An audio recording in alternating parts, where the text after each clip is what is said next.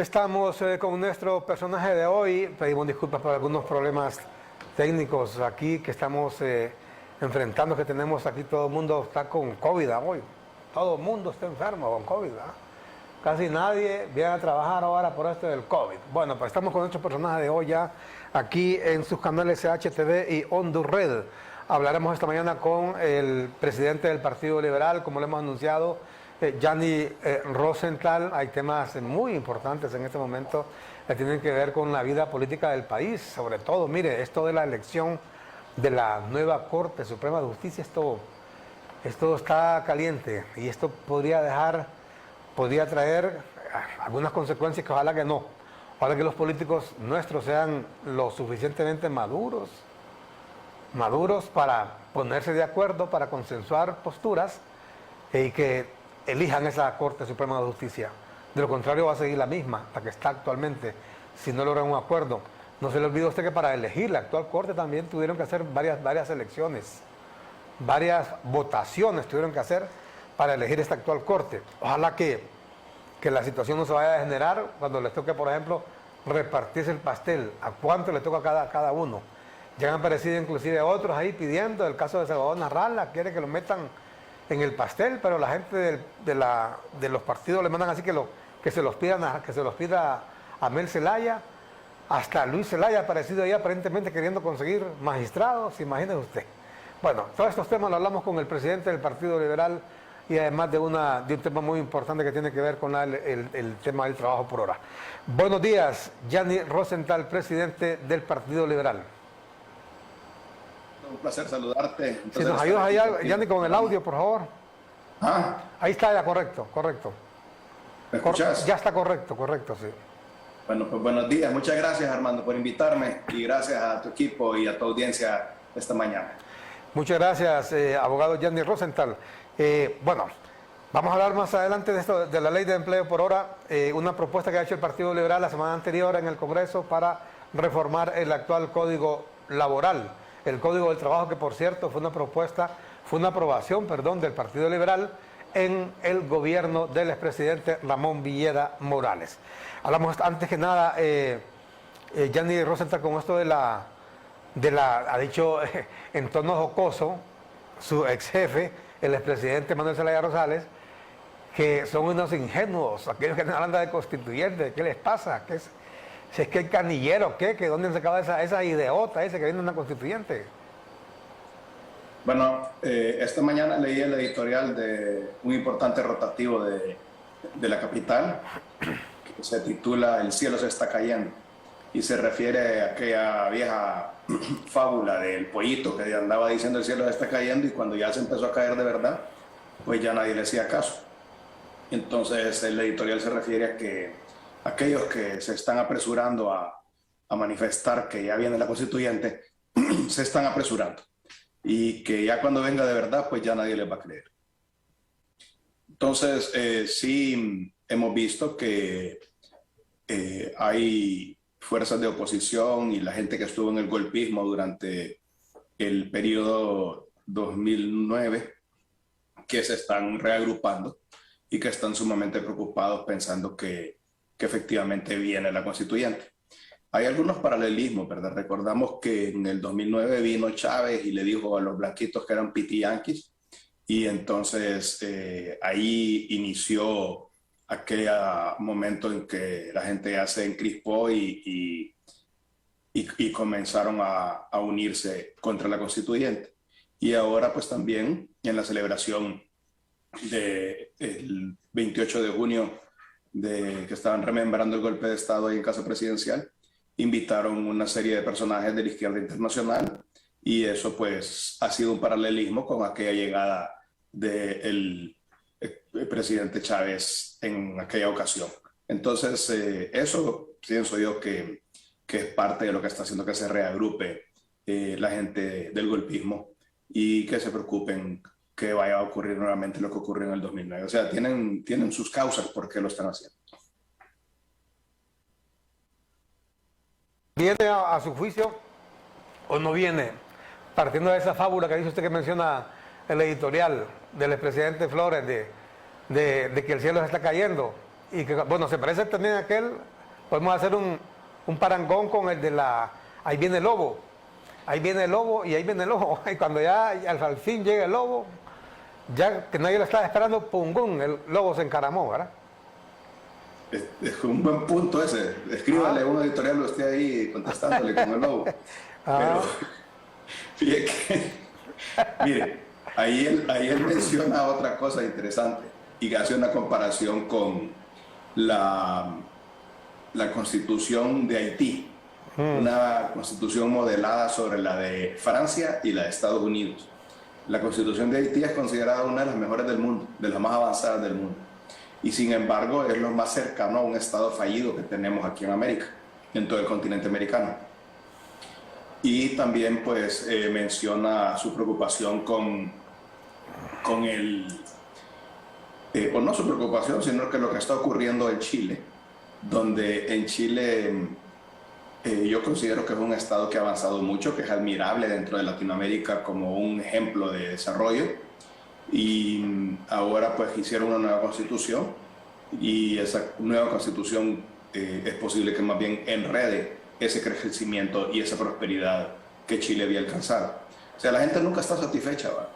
Y vemos en los países más ricos del mundo la gente insatisfecha con la situación. Yo creo que aquí, más que concentrarse en este tema de si viene la constituyente o no, porque en eso pasamos aquí los políticos, ¿verdad? En esos debates que no le dan de comer al pueblo. Tenemos que concentrarnos en las 5 cosas que un gobierno tiene que hacer para que el pueblo pueda prosperar, que es controlar el alto costo de la vida, generar empleo, generar seguridad ciudadana, que funcione bien el sistema educacional y que funcione bien el sistema de salud. Con esas 5 cosas que logra un gobierno, ya hay un avance importante para el pueblo. Y eso es algo que no está en el debate ahora y que debería de estar. Correcto. Bueno, nos parece muy interesante ese planteamiento que hace Yanni, citando un editorial de un periódico, y que efectivamente, mire, Haití es uno de los países más, no solamente de ahora, desde hace muchos años, un país que siempre ha sido visto como un estado fallido, desde la época de Papadoc, que era cuando hubo dos, el papá, el hijo fueron presidentes, Jean-Claude Duvalier y el otro también Duvalier, le decían a él Papadoc, a él le llaman Baby Doc, y es un desastre Haití.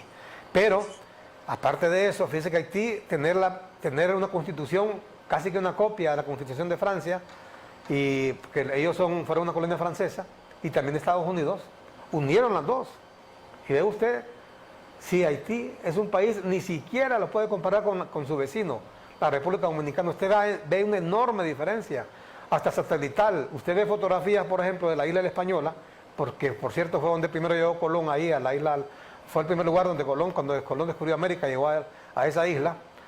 Usted ve, yo he visto las fotografías satelitales, ve la parte de la Dominicana, bien verdecito, bien bonito, toda la cuestión, y ve la parte de Haití, todo pelado, todo café, porque hasta en los bosques se han requetepaseado, ¿no? Eso, desgraciadamente, eso ha sido Haití. ¿Qué es lo que quiere decir? ¿Cuál es el mensaje que se envía con esto? Que mire, ningún país, ninguna nación a usted le va a hacer próspera por un pedazo de papel, por una constituyente, llámese como se llame, eso a oídos de aquellos idiotas que andan queriendo meter en la cabeza a la gente que van a arreglar los problemas de Honduras de narcotráfico, de corrupción, de pobreza, de miseria con una constituyente. Mire, por ejemplo, el tema de Chile. Están enredados ahora sin saber qué hacer porque le dieron poderes casi que paralelos a una constituyente.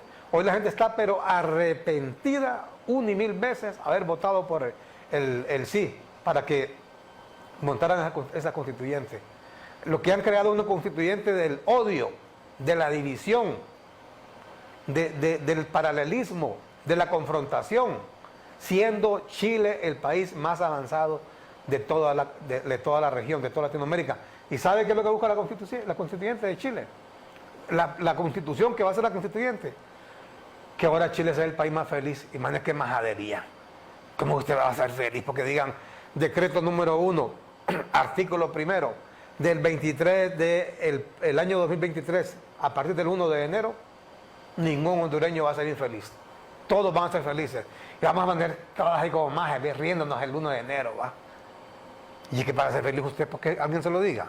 Se va a ser feliz por sus circunstancias, en su hogar ahí, con su familia, con su mujer, con sus hijos, con su marido. Si tiene un trabajo, si tiene que comer, así va a ser feliz usted. No porque lo diga un papel de mierda, ¿verdad? Pero como le meten esa estupidez a la gente en la cabeza, allá están, le repito, 1000 veces arrepentidos. Pero aquí una constituyente cuando estamos con tantos problemas en el país. Abogado. Bueno, Armando, yo pienso que has hecho un buen análisis. Y de hecho te quiero contar algo. Cuando estábamos trabajando en el plan de gobierno, con el equipo que me ayudó a hacer ese plan de gobierno, nosotros discutíamos a dónde queremos ver a Honduras dentro de una primera etapa, una segunda etapa, una tercera etapa. Y veíamos, pues, como ejemplo de lo que queremos alcanzar, una primera etapa, República Dominicana. Es un nivel de desarrollo que Honduras debería intentar alcanzar, que es condiciones en cierta manera similares. Y una segunda etapa, pues tratar de alcanzar una etapa de desarrollo como Costa Rica. Y en una tercera etapa tratar de alcanzar una etapa de desarrollo como la de Chile. O sea, esas eran 3 etapas que nosotros veíamos que Honduras podía intentar o podría intentar alcanzar. Hay algunas cosas que no son tan fáciles, ¿verdad? Por ejemplo, cuando el presidente Zelaya estuvo viviendo allá en Dominicana, un día me dijo, mira, Yani, me dice, realmente este país, me dice, es bellísimo, me dice, aquí ando en la moto yo para arriba y para abajo, me dice, y estoy despampanado con la belleza de República Dominicana. Y es difícil que Honduras pueda atraer la cantidad de turistas que atrae Dominicana porque no tenemos las bellezas naturales que tiene Dominicana. Sin embargo, en el caso de Costa Rica, mi hermano César se fue a vivir un año a Costa Rica y cuando regresó me dijo, Honduras supera a Costa Rica en sus bellezas naturales. Y en ese aspecto, pues Honduras puede competir. Recordemos que una parte importante del desarrollo de Dominicana y de Costa Rica está basado en el turismo. Y otro componente ahí importante que recordar es que Honduras cuenta con las Islas de la Bahía. Y hace unos meses me decía el exalcalde de Roatán, Jerry Hines, que hay 10 islas en el Caribe más pequeñas que Roatán, con una economía más grande que toda Honduras. Entonces, él dice que Honduras debería de apostarle más a Roatán e invertir más en Roatán, que no invierte nada, y es donde realmente hay un potencial turístico grandísimo, que puede generar mucho empleo, mucho desarrollo, mucha prosperidad. Entonces, creo que esas son las cosas a las que nosotros tenemos que ir apuntando. Realmente, pues, la constituyente y los otros temas que estamos discutiendo de la ley de la Junta Nominadora no son las cosas que van a generar la prosperidad que queremos los hondureños. Porque al final el hondureño lo que ocupa es que le guste el sueldo. Y bueno, primero también tener un sueldo, ¿verdad? Tener un ingreso, porque hay muchos hondureños que ni siquiera tienen ingresos. Y aquellos que lo tienen, pues que obviamente que le ajusten. Y luego, pues también bajarle los gastos al hondureño, porque ¿qué ocurre? Si no funciona el sistema de salud y un hondureño va al hospital escuela, al Catarino Rivas, al Leonardo Martínez, solo a que le digan aquí no hay medicinas, vaya a comprarlas, ahí le están subiendo los gastos. Entonces tiene que haber medicinas en los hospitales para quitarles el gasto a los hondureños. Y por otro lado, pues también ocupamos que las escuelas públicas sean suficientemente buenas y suficientemente seguras para que los hondureños puedan mandar sus hijos a esas escuelas y no tengan que pagar una educación privada. Ocupamos que la Universidad Autónoma sea suficientemente buena para que los padres de familia no tengan que hacer el gran esfuerzo de tener que pagar una universidad privada. Y con eso le estamos bajando los gastos a los hondureños. Si le quitamos el gasto de salud y el gasto de educación, porque el gobierno paga uno bueno, entonces le estamos ayudando a los hondureños a que les guste el sueldo. Y finalmente, pues obviamente lograr combatir la extorsión, lograr combatir la inseguridad ciudadana, que también es un gasto altísimo que tienen empresas y hondureños todos los días, pequeños negocios, hasta las últimas pulperías están pagando extorsión en este momento. Y ese es otro gasto que hay que quitarle a los hondureños.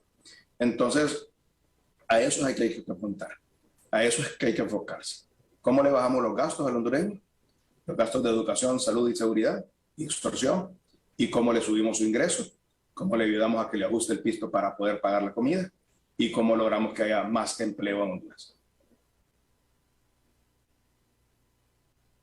En lo particularmente hemos tenido la oportunidad una vez de estar en la Dominicana, una ocasión, y vemos ahí realmente uno se admira cuando va a estos países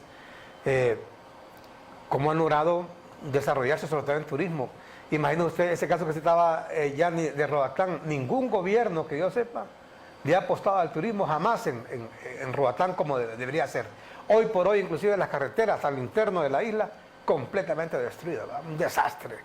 ¿Cómo va a ir cómo va a aprovechar el turismo ahí? Y encima de eso la delincuencia, ha llegado mucha gente de tierra firme solamente a delinquir, y eso es terrible.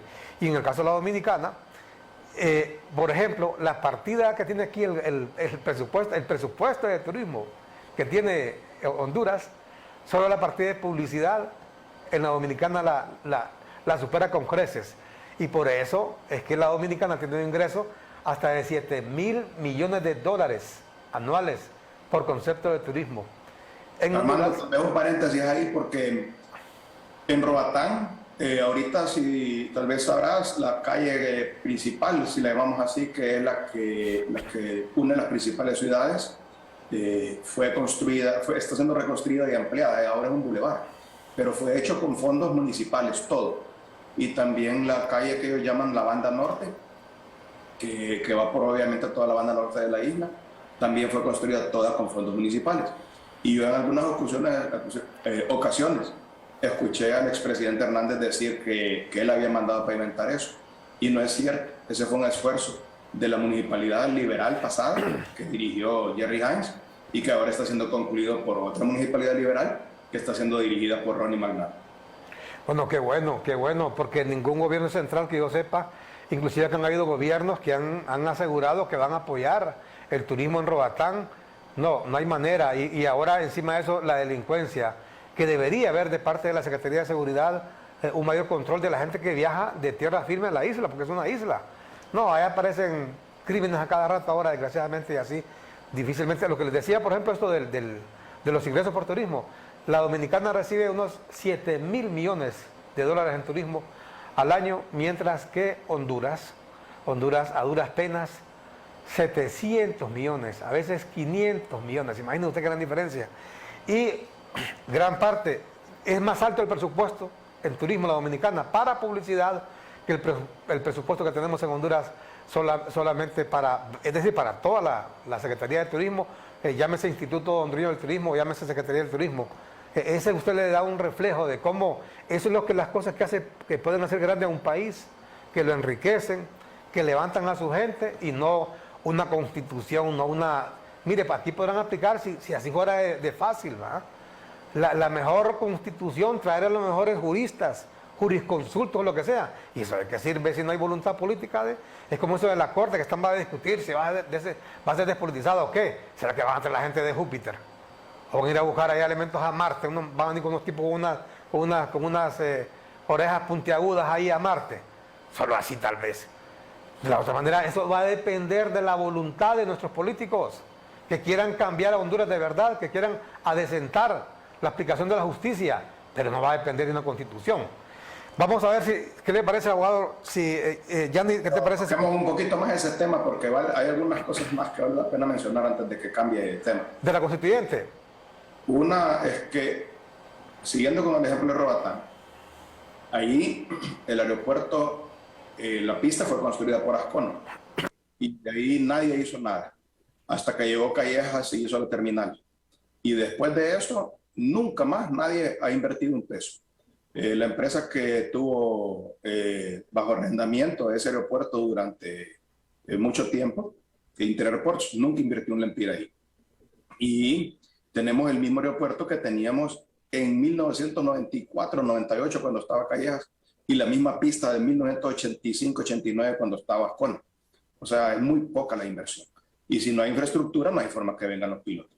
Hay que hacer una terminal ahí que pueda tener mangas, que pueda recibir 6 o 8 aviones al mismo tiempo. Ahora es un relajo esa terminal, ¿verdad? Chiquitita, incapaz de poder manejar la cantidad de turistas que llegan a esa isla, y no llegan más porque son malas instalaciones.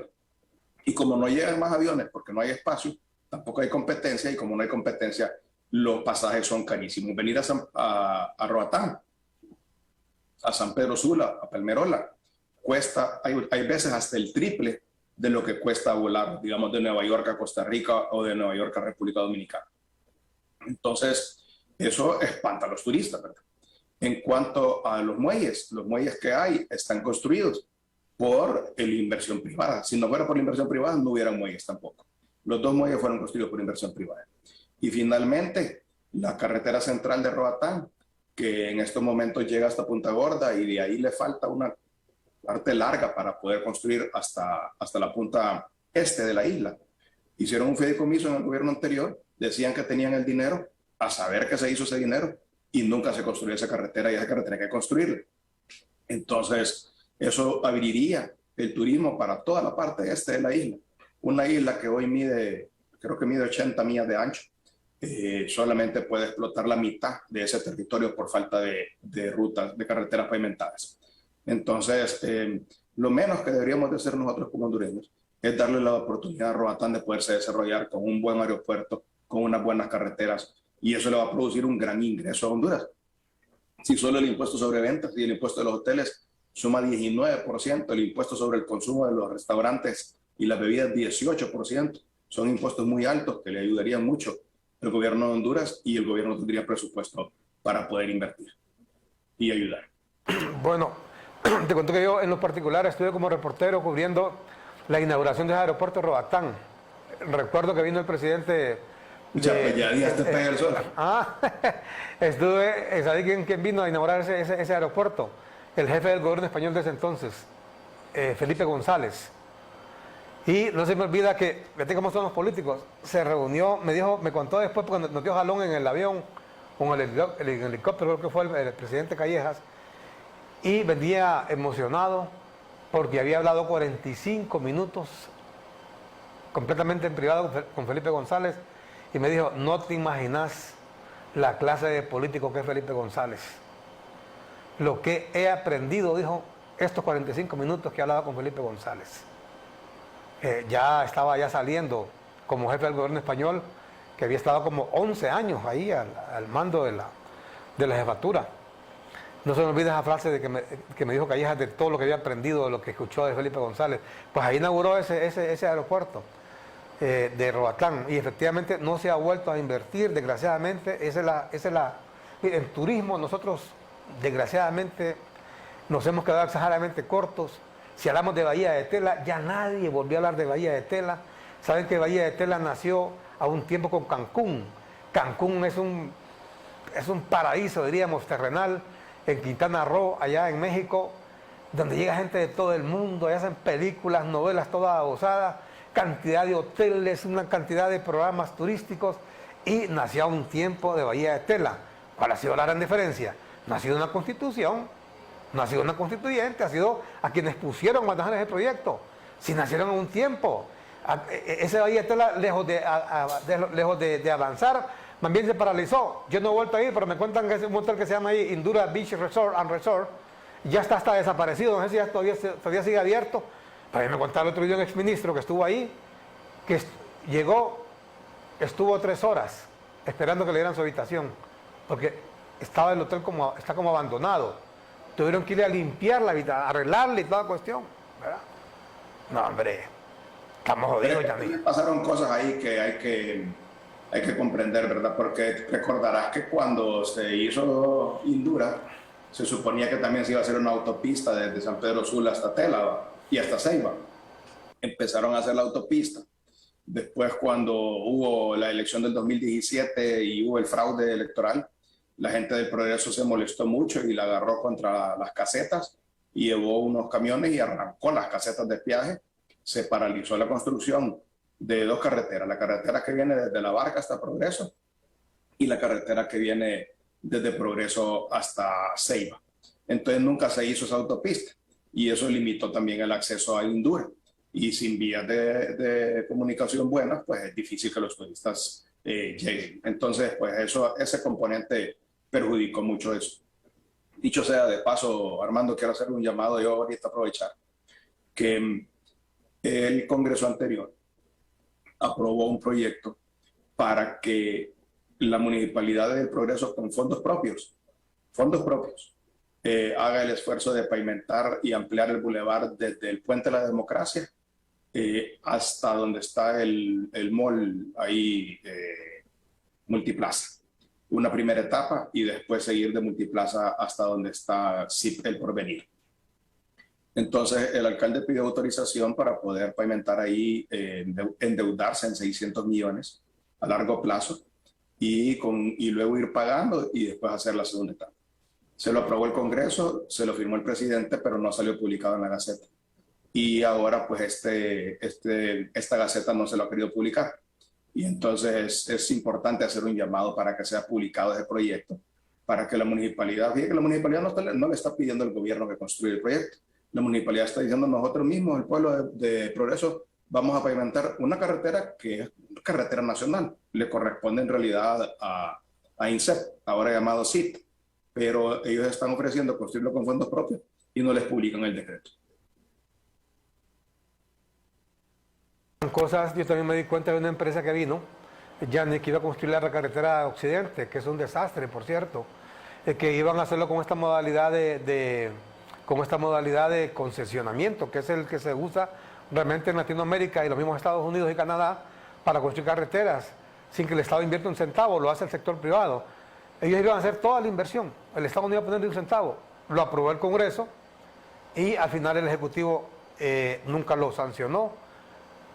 Nunca se lo he publicado en la Gaceta, consecuentemente, y son cosas que pasan porque esa carretera de Occidente es urgente.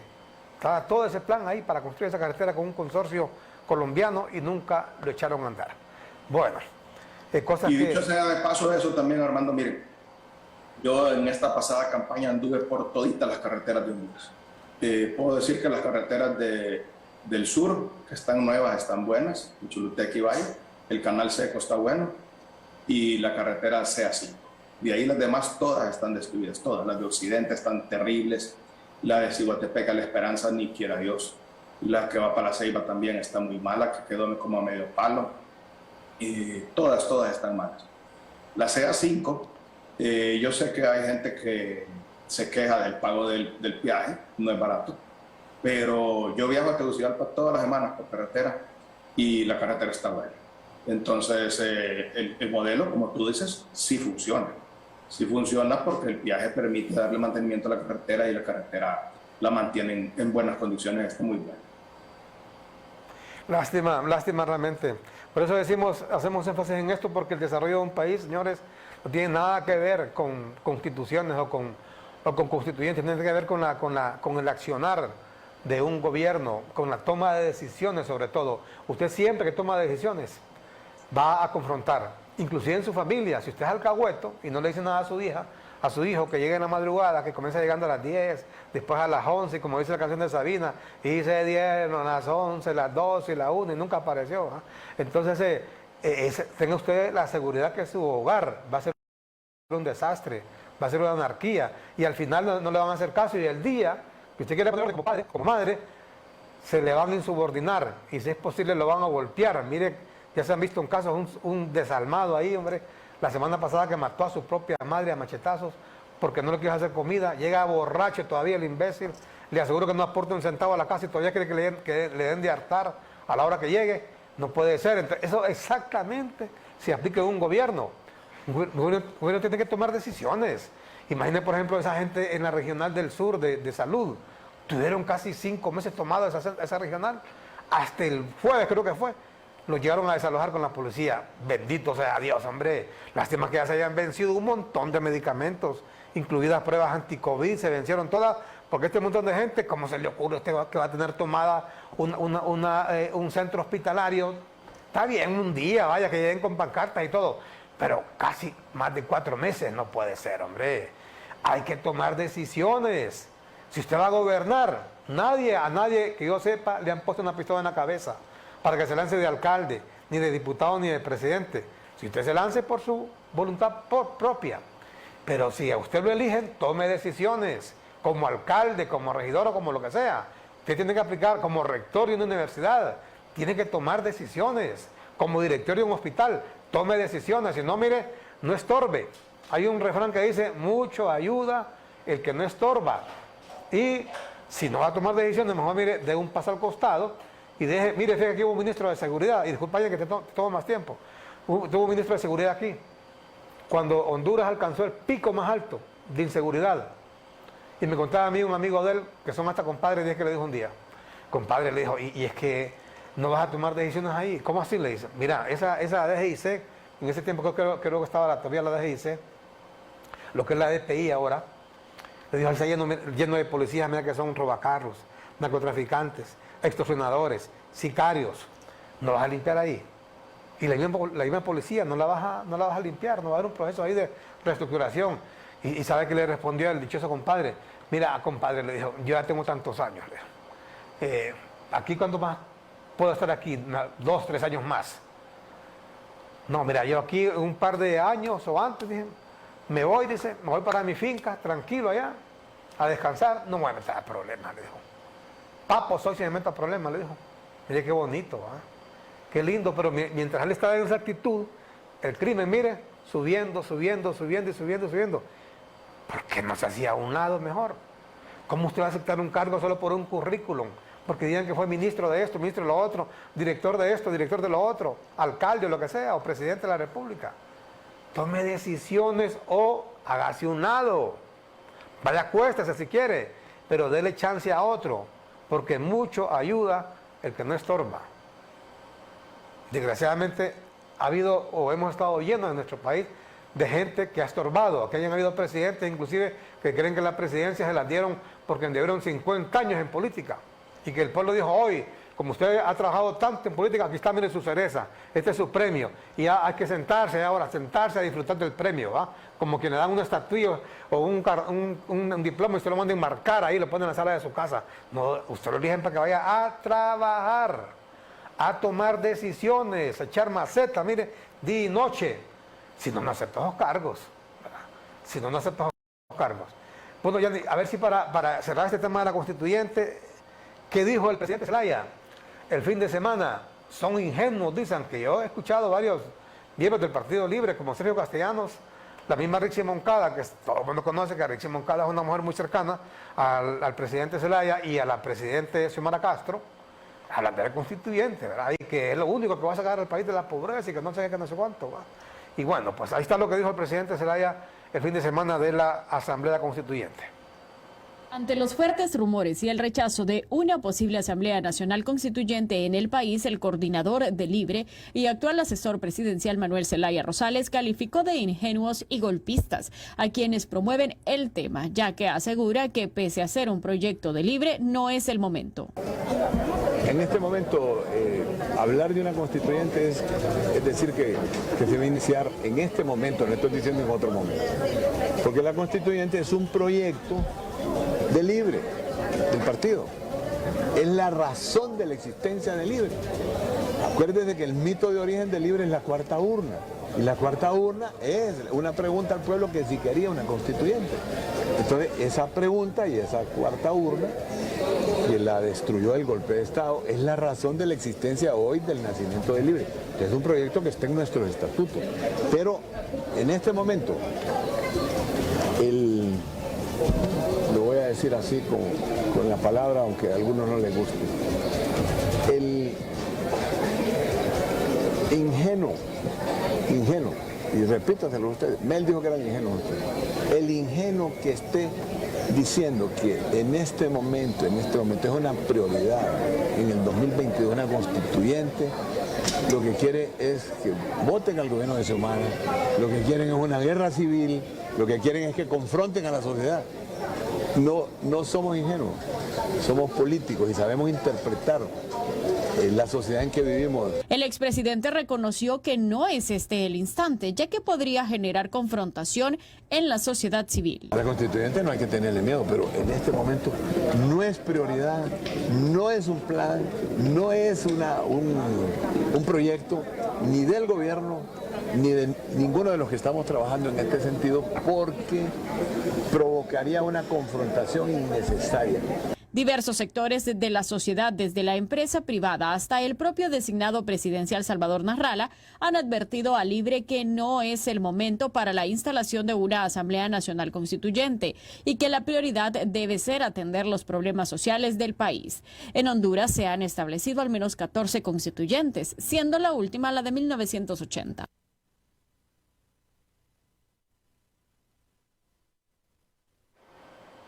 ¿Qué te parece?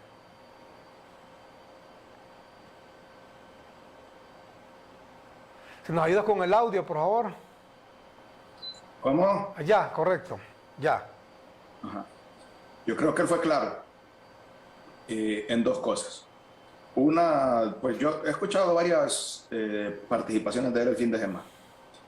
Una fue claro en decir que los estatutos de Libre contienen el anhelo de hacer una constituyente y que inclusive el Libre existe para esa constituyente. Para eso existe Libre. Entonces, sí, es un objetivo de ellos. Eso lo dejó claro. Lo que sí dijo también es que este no es el momento y que ahora pues tiene otras prioridades. Y efectivamente sí hay otras prioridades. El otro día me decía un amigo que llegar a presidir a Honduras ahorita es como agarrar el Titanic cuando está a punto de chocar con el iceberg y a ver cómo se van a capear el iceberg en ese momento.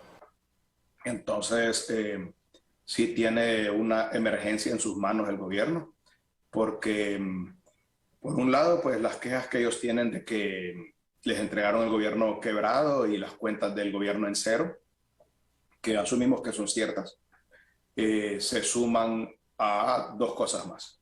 Una, el problema económico internacional fuertísimo que hay.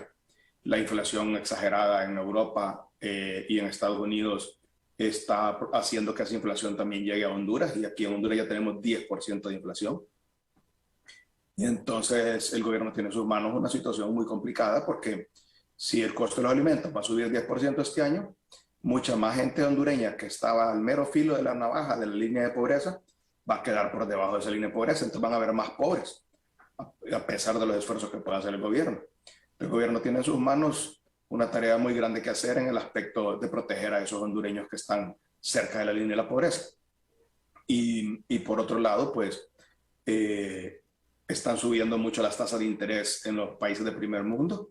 Eso hace que la inversión extranjera se reduzca, que las posibilidades que tenía Honduras de poder atraer empresas extranjeras se reduzcan. Se está también especulando que podría haber una recesión en Estados Unidos. Eso causaría que las exportaciones de Honduras también se vean golpeadas. Entonces, tiene un futuro incierto la economía hondureña para el otro año. Entonces, el gobierno tiene en sus manos mucho que hacer este año para proteger esa economía hondureña, y hacen bien en no estarse enfocando en el tema de una constituyente. Pero también haciendo, ya que hablaste del Titanic, que tomar el gobierno en este momento es como hacerse cargo del Titanic cuando viene en picada, ¿va? Cuando viene en caída libre, hacia el fondo del mar, que complicado, ¿va? Pero también hay otra... No dije yo. Pero también hay que decir algo. Antes de que choque. También, pero exactamente a eso iba, hay que hacer algo, hay que decir algo respecto al Titanic. Y es que también, así como es de delicado la situación que vive el país, y no solamente, hay que decirlo, Gianni Rosenthal, no solamente Honduras, este es un fenómeno que se está dando en el mundo. Allá en Sri Lanka sacaron pitado al presidente el fin de semana. En varios países hay protestas, en Panamá protestas, ayer en Argentina fuertes protestas en contra del gobierno de Alberto Fernández. Es terrible lo que está ocurriendo. En Japón, ¿quién se pudo haber imaginado que en Japón, la segunda economía del mundo hasta hace un tiempo, ahora la tercera economía mundial, pero además de eso, uno de los países más educados, han asesinado ahí a su último primer ministro, al ex primer ministro Shinzo Abe? Y la manera en que lo han asesinado, ese país está conmocionado, terrible. Nunca se imaginaron que iban a llegar a eso. Entonces, no es una situación exclusiva de Honduras. Pero ¿qué es lo que pasa? ¿Qué es lo que pasa? La otra cara de la moneda es esta, Gianni Rosenthal, independientemente de lo que estamos viviendo.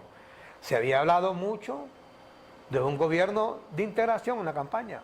¿Tú te recuerdas eso? Se habló de que quien iba a ganar iba a impulsar un gobierno de integración justamente por las circunstancias que está viviendo el país y que vive el mundo. Además que se nos olvidó el tema de la pandemia que a nivel mundial dejó estragos graves, ¿verdad? Y en el caso de Honduras, 2 huracanes, Eta y Iota, así que aquí la situación estaba para montar un gobierno de integración de manera urgente, previo un proceso también de reconciliación, dejar a un lado todas esas divisiones, todas esas heridas, pero yo por lo menos no lo he visto. ¿Qué es el parangón que ha dado con el Titanic? Que pareciera que cuando el Titanic se estaba hundiendo, que ya el agua había comenzado a entrar al casco, que ya el barco se estaba partiendo casi que en dos, la orquesta del Titanic tocando música, estaban con aquel violín y la gente corriendo uno como loco. Bueno, hasta se le fueron pues los músicos al jefe de la orquesta y mire, él solito siguió con aquello. ¿Qué hicieron aquellos cuando lo vieron ahí? Tuvieron que regresarse por pura solidaridad y siguieron.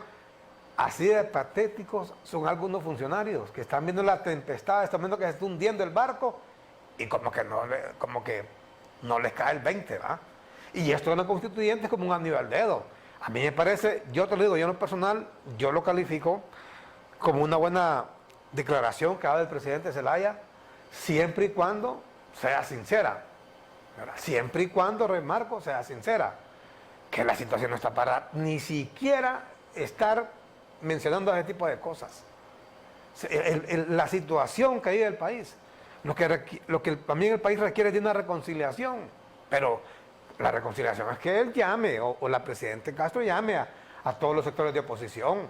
Bueno, no ha llamado, creo que... ¿Tú te has reunido con la presidenta Xiomara Castro, Yanni? No. No. ¿Y te llama? Te llama para hacerte consultas ahí, para compartir ideas. ¿A que no? Y ahí me dicen que a nadie, ni a empresarios, ni a gente de la sociedad civil, inclusive dirigentes de Libre, como el mismo Nelson Ávila, Wilfredo, me pide el abogado, la pide el abogado.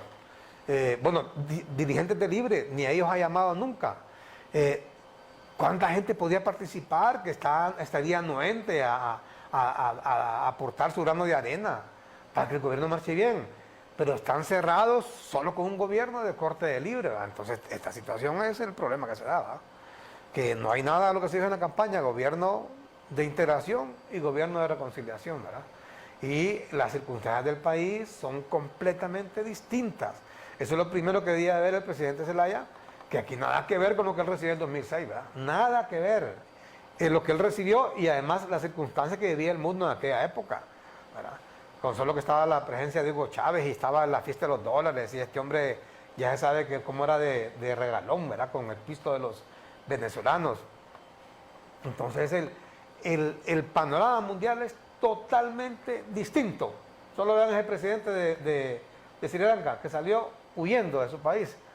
Y aquí lo hemos dicho varias veces. Por ejemplo, el propio secretario general de Naciones Unidas ha anunciado que viene una hambruna en el mundo. Parte de eso que pasó en Sri Lanka ayer es la hambruna que están sintiendo ya por la situación económica. No sabemos a qué otros países se va a extender eso. Puede llegar a Honduras. Y yo me pregunto, ¿se están preparando para confrontar esa hambruna que viene?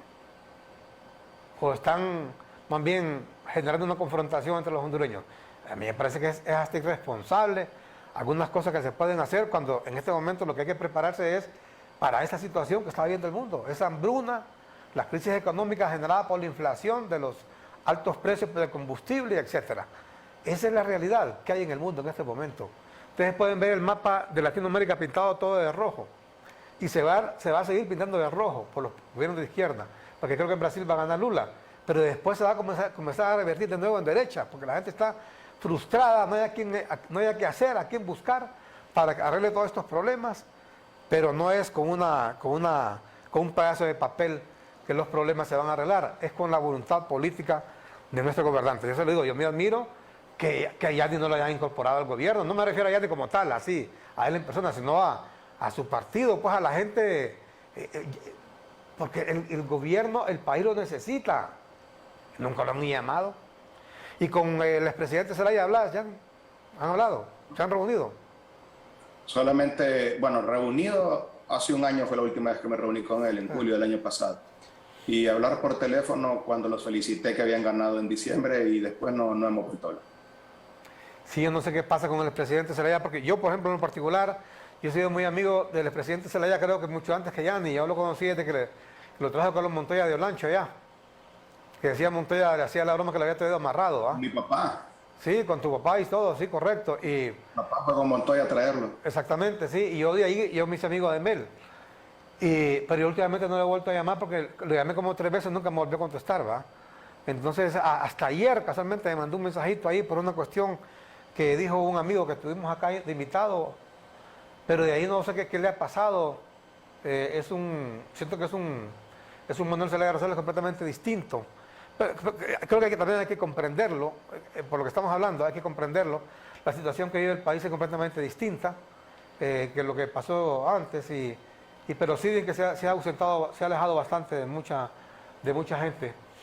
Pero a pesar de todo, le decimos aquí que estamos a la orden, ¿verdad? Que nosotros como hondureños lo que queremos es que el país salga adelante, que Honduras logre pasar todas estas trancas, ¿va? Todos estos problemas que hay en el mundo y que no vayamos a llegar a situaciones lamentables, que hay que pasar la tempestad, hay que tomar medidas para poder pasar esta tempestad.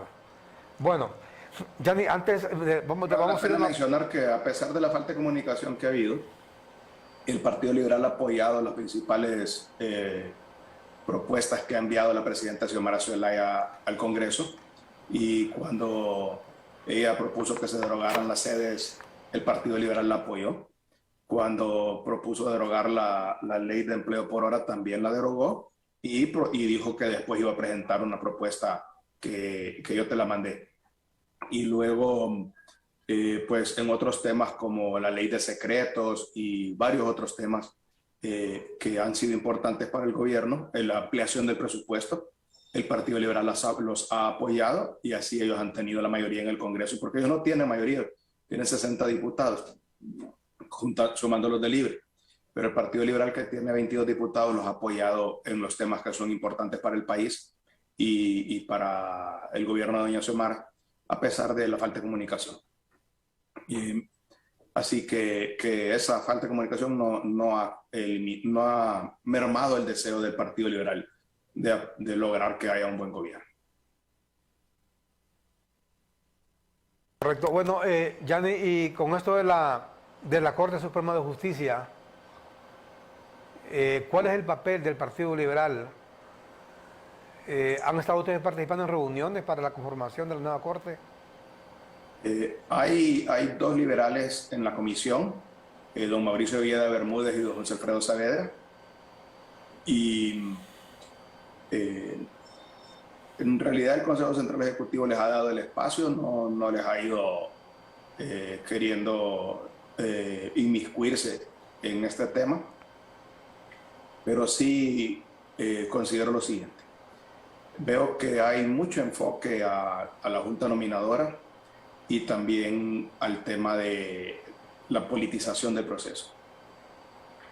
Y poco enfoque a la calidad y selección de las personas que van a ser enviadas al Congreso. Y creo que eso es lo más importante. Las 45 personas que la Junta Nominadora va a mandar para el Congreso. Que esas 45 personas todas sean honestas y transparentes.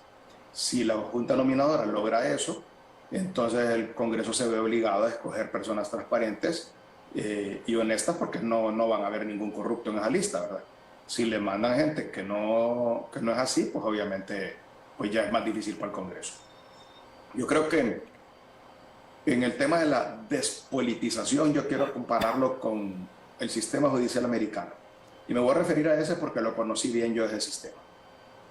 Y aprendí que allá a los magistrados de la Corte Suprema de Justicia los nombra el presidente de la República directamente y nombra miembros de su partido, ¿va?, que piensen igual que él. Donald Trump nombró 2 conservadores, Bill Clinton nombró 2 que eran liberales, que eran demócratas, y así van, cada uno nombrando los que piensan igual que él.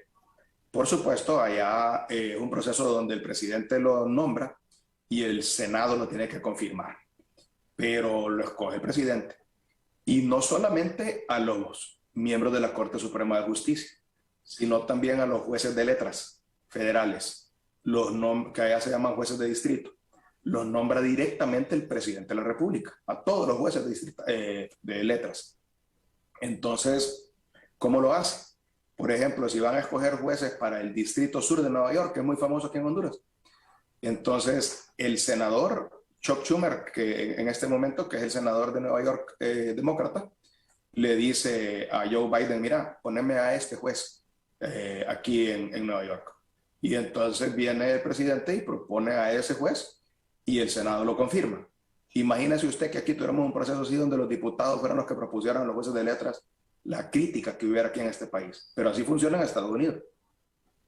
Y esos mismos jueces de letras, entre ellos mismos, escogen 3 que son la Corte de Apelaciones.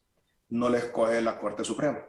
Aquí en Honduras sí, el presidente de la Corte Suprema nombra a los jueces de letras, a los jueces de paz, a los jueces de Corte de Apelaciones, a los archiveros, a los receptores, a los secretarios, a los escribientes, a los barrenderos, a los vigilantes, todo empleado de la Corte Suprema de Justicia, del Poder Judicial, mejor dicho, los nombra el presidente de la Corte Suprema de Justicia. Hubo un momento en que se creó el Consejo de la Judicatura, para que fuera el Consejo de la Judicatura el que nombrara los jueces de paz, letras y cortes de apelaciones, pero se lo reventaron y declararon inconstitucional la ley del Consejo de la Judicatura. Pero está en la Constitución del Consejo de la Judicatura. El otro día escuché yo al ministro Edmundo Orellana, que fue mi maestro en la universidad, manifestar que tiene que volver a entrar en vigencia esa ley, aprobar una nueva ley y que tiene que existir un Consejo de la Judicatura. Y ese es un gran punto, ¿verdad? Porque la Corte Suprema de Justicia debe concentrarse en su aspecto jurisdiccional, es decir, en estar emitiendo fallos y no concentrarse en estar administrando la parte, valga la redundancia, la parte administrativa del Poder Judicial. Entonces, esos son temas de fondo que no se están tocando. Otro tema en Estados Unidos que vale la pena señalar. Allá el fiscal general es un ministro, o sea, lo pone el presidente y siempre lo confirma el Senado también, pero el presidente pone al fiscal y lo despide el día que él quiera. Y los fiscales distritales, por ejemplo, el jefe de la Fiscalía del Distrito Sur de Nueva York, también lo nombra el presidente. Y se lo recomienda el senador de ese estado. En este caso, pues también Chuck Schumer le dice, mira, poneme a este. Y ponen uno que sea del partido de ellos, ¿verdad? No es que ponen uno del otro partido. Y lo confirma el Senado. Pero allá las instituciones funcionan y la gente es respetuosa de la institucionalidad. Entonces, no es tanto el aspecto político, ¿verdad? Porque ya está súper politizado el nombramiento y sin embargo, ese es un sistema judicial que a nivel internacional es considerado que funciona bien y que es creíble. Entonces, no es tanto la parte politizada, sino la institucionalidad y la credibilidad y la transparencia con que actúen los funcionarios que son nombrados. Bueno, y es correcto, eso es lo que estamos hablando. Mire, hablar de un proceso de despolitización de la Corte no es sencillamente de hablar del diente al labio o de un deseo que alguien quiere o que quieren instituciones o que desean gobiernos amigos o ONGs o la sociedad civil, etcétera, sino es un proceso que debe tener bien aceitado un estamento que se llama Estado. Y ese Estado está conformado por instituciones. Un Estado donde esa institucionalidad no opera, no funciona, es decir, que es disfuncional, ese Estado está llamado al fracaso. Podrán traer, mire, le aseguro, podrán traer a la Madre Teresa de Calcuta, revivir a Nelson Mandela, revivir a Winston Churchill, revivir a Martin Luther King y traerlos aquí, les aseguro que van a fracasar. Porque lo malo en Honduras es la institucionalidad que no funciona. No son las personas como sí. Mire, fíjese que antes de que inventaran toda esta babosada de la Junta Nominadora, que las pruebas toxicológicas, que las pruebas de pupú, hasta de orina, hasta vergonzoso, hombre. Mira, hasta penoso. Pruebas de orina les hacen que el patrimonio no sé qué, que el patrimonio del que va a aspirar para que sea honrado. paja, todo eso es pura paja. Fíjate antes, aquí los partidos, sobre todo cuando habían solamente dos partidos, los liberales y cachurecos, se ponían de acuerdo y había gente más seria en esa corte. Había, mire, abogados y abogadas muy serias, muy formales. Y no es que no hacían cosas políticas, no es que no las hacían, pero era más seria. Y hoy se inventan babosadas. Aquí estaba viendo en uno de los diarios acá, que ahora la ONU va a crear no sé qué cosa ahí. Paja, todo eso es paja. Al final la misma mano y distintas ramas. Lo que debe funcionar es la institucionalidad, el sistema de pesos y contrapesos. Mientras aquí no haya una división de poderes, mientras el Ejecutivo es el que mande al Poder Legislativo y al Poder Judicial, vamos a seguir lo mismo. Vean ustedes, por ejemplo, un presidente del Congreso, entre comillas, electo por 44 diputados. ¿Dónde ha visto eso usted? ¿Dónde? ¿Dónde? Explíqueme usted. Un presidente del Congreso juramentado por otro diputado, perseguido inclusive por la justicia, como Russell Tomé, que unos creen que debe estar hasta preso, juramentó a esa junta directiva. ¿Dónde? Dígame usted, ¿dónde? Entonces, si no funciona, la institucionalidad muy difícilmente va a operar el Estado. Bien difícil, bien difícil. Así que todo eso que hablan de la Corte es pura paja. Vamos a tener otra Corte más de lo mismo en la realidad. Porque lo que no funciona en nuestro país es el respeto a la división de poderes. Por ejemplo, esa Corte, ¿quién la debe elegir? ¿Quién debe elegir esa Corte? A propósito, los diputados en función del número de diputados que haya, o quién, porque alguien diga que tal partido ganó las elecciones, él debe tener la mayoría. ¿Cómo debe estar conformada esa Corte? Bueno, lo primero es que obviamente lo tienen que elegir los diputados, ¿verdad? Que son, porque está claro en la Constitución. Y los propietarios de los suplentes, porque van a meter, están hablando que quieren meter a todos los suplentes ahora. Bueno, si no se sientan los propietarios en sus puestos, obviamente los van a ocupar los suplentes. Entonces, tienen que estar en sus puestos, ¿verdad? Que no es que... Así fue como le jugaron la vuelta cuando eligieron a Redondo, ¿verdad? Porque como no llegaron, porque se fueron para allá, para Zambrano, entonces vinieron y aprovecharon y sentaron los suplentes de Libre y en un tema que fue confuso, porque en el Congreso tradicionalmente un suplente puede sustituir a un propietario de su propio partido. Y en este caso, pues sustituyeron los de otras bancadas, ¿verdad? Pero, pues, en este caso, obviamente, pues todos los diputados van a estar en sus puestos y no van a participar los suplentes, van a participar los propietarios. Todo el mundo, estoy seguro que todos van a llegar, ¿verdad? Porque es un tema importantísimo. Y en cuanto a la politización o que si le va a tocar tantos a un partido o a otro, yo quiero recordar, mire, yo me gradué de la universidad en el 87, pero más o menos pues tengo noción desde que comenzamos la nueva época democrática en el 81, de cómo han sido los procesos, también porque mi padre era político también. Entonces, en los primeros 20 años de democracia, desde Rossuco hasta llegar a Carlos Flores, la Corte Suprema era de 9 magistrados y duraba 4 años. Y los 4 años eran pues coincidentes con el periodo presidencial. Entonces, esas cortes siempre las eligieron el presidente que ganaba, su partido agarraba 5 y el otro partido agarraba 4. Y así siguió. Cuando Maduro ganó, se reformó la Constitución y dijeron que iban a subir a 15 magistrados de 9 que había y que ahora el periodo iba a durar 7 años para que no fuera coincidente con el periodo presidencial. Y ahí eligieron la corte de doña Vilma Morales. 7 años después eligieron la corte de don Jorge Rivera Vilés y 7 años después la de Rolando Argueta. O sea, ya han pasado casi 21 años. En febrero van a ser 21 años de estar con el nuevo sistema. Y estuvimos prácticamente 20 años con el sistema anterior.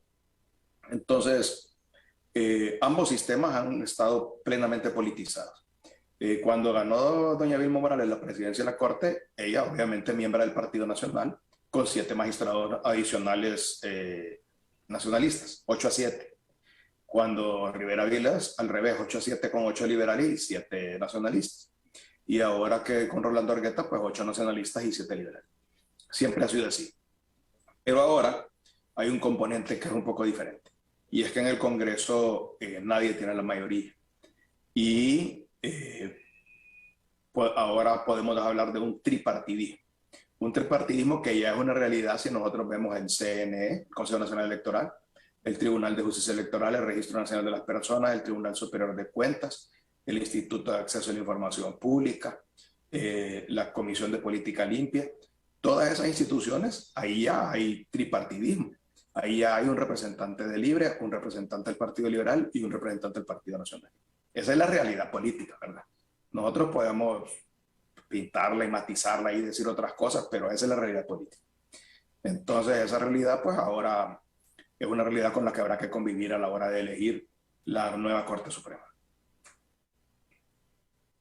Usted le ha explicado muy bien cómo debería estar conformada esa Corte, entonces.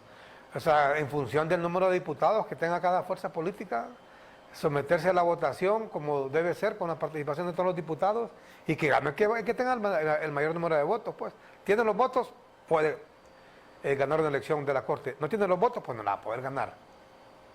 Sí. Yo creo, Armando, que realmente lo importante son otras dos cosas, ¿verdad?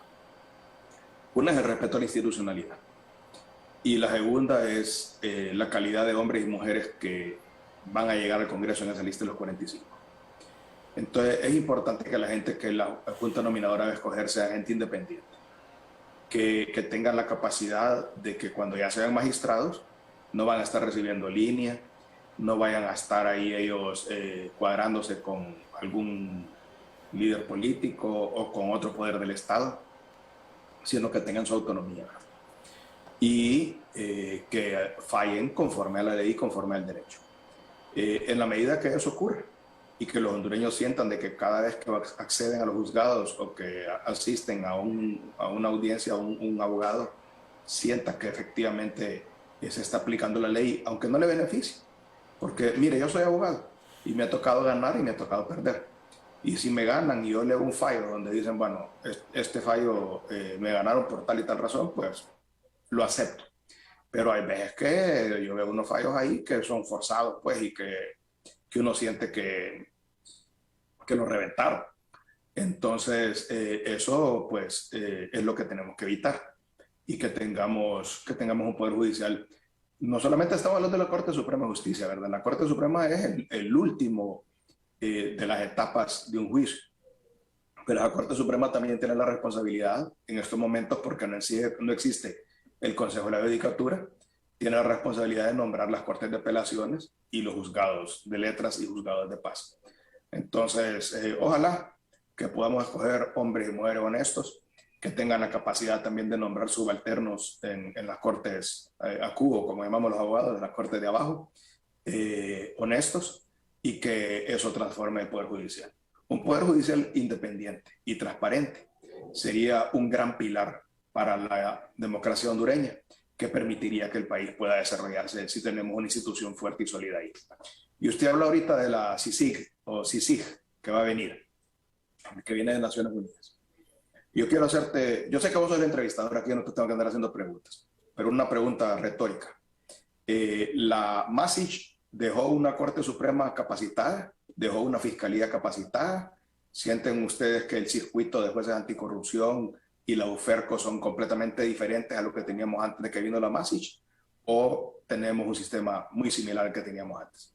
Mi opinión es que fue poco el avance. Y se invirtieron más de $45 millones en esa MASIG. Y ellos no es que tenían que venir aquí a andar persiguiendo gente, lo que tenían que venir a hacer era a preparar y dejar la institucionalidad hondureña fortalecida. Que nosotros pudiéramos decir, bueno, ya se fueron estos, pero nos dejaron un buen sistema judicial, nos dejaron una buena fiscalía. Eso no ocurrió cuando vino la MASIG. Ojalá que ocurra cuando venga la CICIG.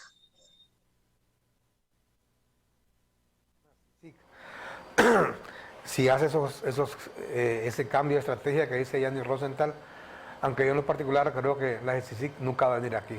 Nunca, ese es otro toque con el dedo que le dan a la gente, como cuando hablan de despolitizar la Corte, ¿verdad?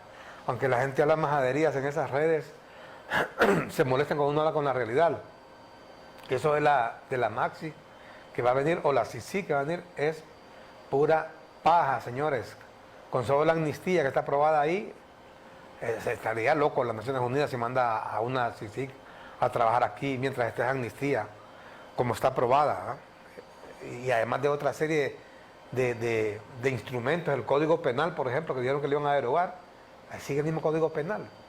Así que va a ser bien difícil que... Armando, eso fue un error, Armando, porque en su momento dijeron que iban a derogar el Código Penal, pero en la ley, cuando se reforma un artículo, el artículo anterior muere, ¿va? Y es sustituido por un nuevo. Entonces, si usted deroga el nuevo, se queda sin el viejo y sin el nuevo. Entonces, después les cayó el 20 y se dieron cuenta que si derogaban el Código Penal nuevo, se quedaban sin nada, porque no es que se revive el anterior. Entonces, por eso ahora están hablando de hacer un nuevo Código Penal, porque ha habido una gran cantidad de decretos que han presentado para reformar artículos del Código Penal, y yo escuché al presidente del Congreso Nacional, Luis Redondo, manifestar que va a convocar para hacer otro nuevo Código Penal, que realmente es un camino del punto de vista del procedimiento correcto. Correcto. Gianni Rosenthal, te lo pregunto así más claro. ¿Debe el Partido Libre presidir la próxima Corte Suprema de Justicia? Pues creo que esa nuevamente es, si seguimos la tradición, así ha sido durante más de 40 años de política aquí. Durante 40 años los partidos políticos se han puesto de acuerdo y han permitido que el partido que gana las elecciones presida la Corte Suprema. Ahora lo que pasa es que hay una falta de diálogo.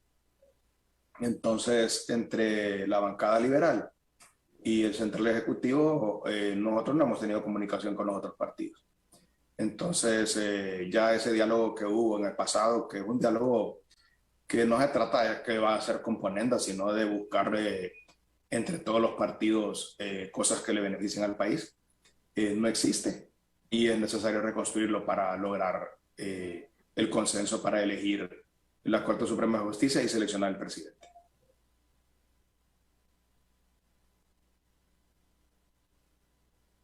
Libre para ganarlo, porque usted mismo estaba hablando hace un momento de que hay un nuevo panorama político en Honduras con esto de las nuevas fuerzas que emergieron. Justamente Libre es esa principal fuerza que emergió, aliado con Narrala. Antes solamente estaban los dos partidos, Liberal y Nacional, entonces ganaba uno, ya sabía que se ganaba, tenía la Corte. Pero hoy hay una nueva fuerza. En medio de esa nueva composición, le consulto, ¿tiene los votos libres para poder presidir la nueva Corte? Esto quiere decir, va a tener Libre mayor número de magistrados que alcance el número 8, porque ese es el número clave, porque son 15 magistrados, el número clave son 8. Se lo pregunto así de manera más clara, ¿debe tener 8 magistrados del Partido Libre? Mire, el Libre tiene 50 diputados en la Corte. ¿En el Congreso? En el Congreso. Tiene 50 diputados. Y Narrala tiene 10. Pero ahora Libre le tira agua a Narrala. Ahí vimos que lo estaban atacando en la Villa Olímpica el fin de semana, la semana pasada, ¿verdad? Entonces no sabemos en qué condiciones está esa alianza de Libre en Narrala. El Partido Nacional tiene 44 diputados, el Partido Libre tiene 22 diputados. Entonces yo entendería que Libre tiene que ponerse de acuerdo con los partidos de oposición para poder llegar a los votos, para poder elegir a la Corte Suprema de Justicia, porque se ocupan 86 votos para poder elegir a los magistrados de la Corte Suprema. En el caso del Partido Liberal, mi opinión personal, pero pues obviamente también hay que escuchar a los diputados del Partido Liberal, pero mi opinión personal es que sí, Libre, si seguimos la tradición, tiene el derecho a presidir a la Corte Suprema porque ganó las elecciones. Ahora, en cuanto a la cantidad de magistrados que tenga, pues ese es un tema que sí hay que discutir. En la cantidad de diputados, correcto. ¿Y quién va? Y le pregunto también esto, tengo que preguntarle esto. ¿Quién va a definir la posición que va a adoptar la bancada liberal en el Congreso en estas negociaciones? ¿Gianni Rosenthal como presidente del Central Ejecutivo o el expresidente Carlos Flores, que todo el mundo sabe que pues tiene mucha influencia ahí siempre en el Partido Liberal? Bueno, pues la ventaja conmigo, que tú me conoces bien, es que yo no soy ningún argollero, ni yo tampoco me pongo en la posición de que solo yo voy a andar decidiendo. yo soy una persona que busca los consensos. Los diputados también tienen que opinar, pues al final ellos son los que votan, ¿va? Y yo escucho las fuerzas políticas de mi partido, soy consciente de que el Central Ejecutivo no es una isla, ni tampoco el presidente del partido es un rey que va a imponer, como ocurrió, miren, el pasado presidente del partido pensó que él era el rey del partido y quiso decidir todo él solo y al final no pudo nombrar a nadie en ningún lado, más bien se quedó sin Marín y sin su retrato. Entonces, al interior del partido, pues, hay que comprender, y esto, Armando, es importante, mire, la política es el arte de la negociación y el arte de lograr lo posible. En la política uno no logra todo lo que uno quiere porque no, y todo en la vida es igual, ¿verdad? Digamos, usted con su esposa, vos, Armando, vos no le vas a ir a imponer a tu esposa nada, ni ella tampoco a vos, sino que ustedes llegan a un consenso de cómo se van a hacer las cosas en la casa, ¿va? Y en la política, en los negocios es igual, pues vos tampoco le vas a ir a imponer un precio a un cliente, ni él tampoco te va a imponer el precio a vos, llega a una negociación y un consenso de a cuánto le vas a vender la publicidad y cómo te la va a pagar. Y en la política pues ocurre lo mismo que en todas las cosas de la vida. Se negocia y se llega a un consenso que sea satisfactorio para todas las partes. Primero al interior de cada partido y después entre los partidos. Sacamos un par de llamadas antes de la pausa. Adelante, buenos días, lo escuchamos aquí en CHTV y en On The Red. Buenas, don Armando. Mucho gusto. Dios los bendiga. En realidad, fíjese que he escuchado muchas situaciones sobre quién va a coger esos cargos en la Corte Suprema de Justicia, y ya sabemos que son los poderes, tanto los que están ahorita o como los poderes de los grandes empresarios que ellos también escogen. Porque en realidad mucha gente que ha estado fuera ha escogido el presidente del Congreso, de la Corte, y ha escogido todo eso. Entonces en realidad yo digo que la situación que están debatiendo es los mismos poderes y siempre van a ser escogidos. Yo no sé por qué van a ir gente que va a participar para que en realidad salga el nuevo presidente de la Corte Suprema de Justicia. No, eso ya está dado. Yo lo que le digo es que en realidad estamos dándole mucho tiempo cuando el COVID está matando gente, el hambre está matando, el desempleo y muchas cosas más. Necesitamos en realidad soluciones y cambios y transformaciones, pero porque no a un plebiscito, un referéndum. De verdad, yo lo felicito y Dios lo bendiga. ¿Hasta otra llamada ahí? Adelante, buen día. Buenos días, adelante. Bueno, se perdió. Vamos a ir a la pausa y cuando regresemos hablaremos con el presidente del Partido Liberal de esta propuesta que han hecho para conocer o para reformar el Código Penal y que se pueda... Código Penal, que ya me quedé con ese tema de la Corte. Código del Trabajo, para ver la posibilidad de volver al trabajo por hora con otros incentivos. Entendemos que hay mucha gente, la semana anterior ha habido un relajo ahí, bueno, ha habido unas protestas en la construcción de ese nuevo búnker de la Embajada de Estados Unidos, porque ellos tienen que aplicar la ley, y esa ley entró en vigencia, y entendemos que ya no están contratando a gente por hora. Entonces, alguna gente pues va a quedar en la calle. Desgraciadamente la gente muy poco entiende esto. Yo el otro día escribí un tweet sobre este tema, que me parecía buena la propuesta que se ha hecho el Partido Liberal, que se debe volver a la ley de empleo por hora con otros incentivos, con otros mecanismos. Y lo que me gané fue una insultada. Por lo menos no me insultaron tanto como otras veces, ¿va? Porque la gente muy pocas veces entiende eso. Por ejemplo, preguntaba a alguien, o sea que usted me dice, está en contra de que el trabajador se le den sus derechos laborales, que un trabajador tenga protección social, que un trabajador tenga vacaciones. ¿Cómo va a estar en contra de uno de eso? Por supuesto que estamos a favor. Lo que estamos hablando, opinando, es sobre la realidad que vive el país y que vive en muchísimos países. Miren, en todo el mundo casi existe el empleo por hora, para que empresas que no tienen la capacidad de generar empleos permanentes puedan contratar a esos empleados.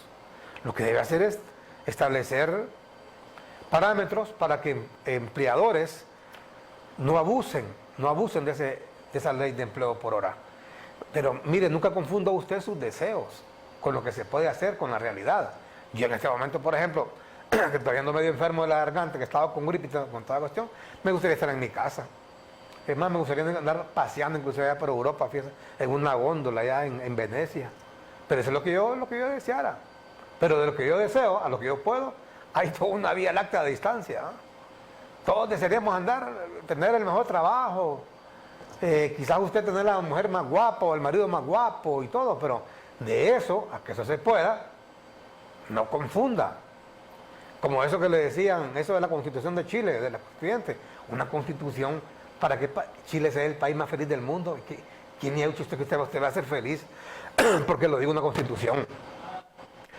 Alguien es feliz por cómo vive, por su relación amorosa o sentimental o familiar, por la paz que tiene consigo mismo. Por eso usted puede ser feliz, no porque se lo digan ahí, artículo primero, a partir de tal fecha, todo chileno va a ser feliz, punto. ¿De dónde? Sacamos otra llamada antes de la pausa. Adelante, buenos días.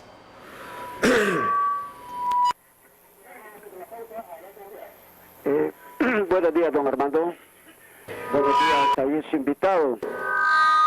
Estoy escuchando el programa. Sí, con respecto al trabajo por hora, mire, el problema es violatorio, don Armando, y usted como una persona que tiene una experiencia terrible, ya lo digo. Toditos los empresarios, no hay empresario que dé el salario completo. Jamás, ni prestaciones, ni vacaciones, ni aguinaldos. Siempre esto se lo roban. Fíjese ahorita cómo están violando ese trabajo.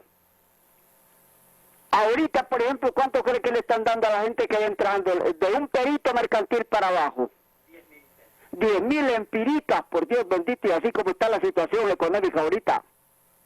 10.000 empiras si quiere, si no escupir afuera. Ajá, pero los cachurecos, esos que están saliendo, esos sí ganaban 20, 30, 40, 50, 60.000, 80.000, 150.000, 300.000 empiras. Qué pena, qué vergüenza. Ajá, qué diferencia, ¿cómo es posible que hoy sí hay que poner la ley, hoy sí hay que matar al empleado, licenciado? Ajá, antes no, 12 años sí había dinero, todos se lo robaron y hoy estamos pagando los platos rotos, la gente que tal vez ni siquiera una aguja nos robamos. Y quiero decirle ahí a don Rosenthal Oliva que esto, digamos, es herencia tanto del Partido Nacional como del Partido Liberal de este desastre horrible que ha habido.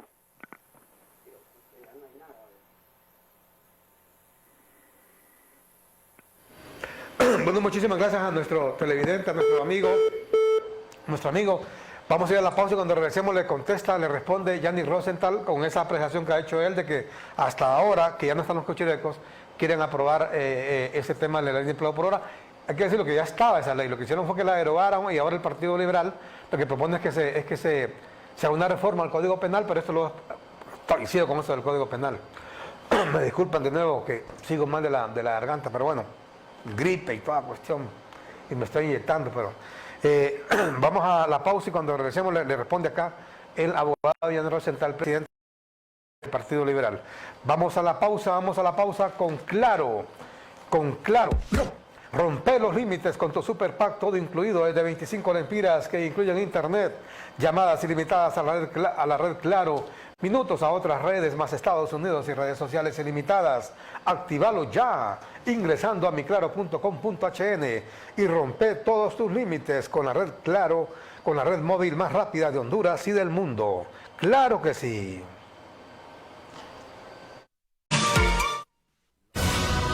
Noticiero Matutino con Armando Villanueva. Noticiero Matutino con Armando Villanueva.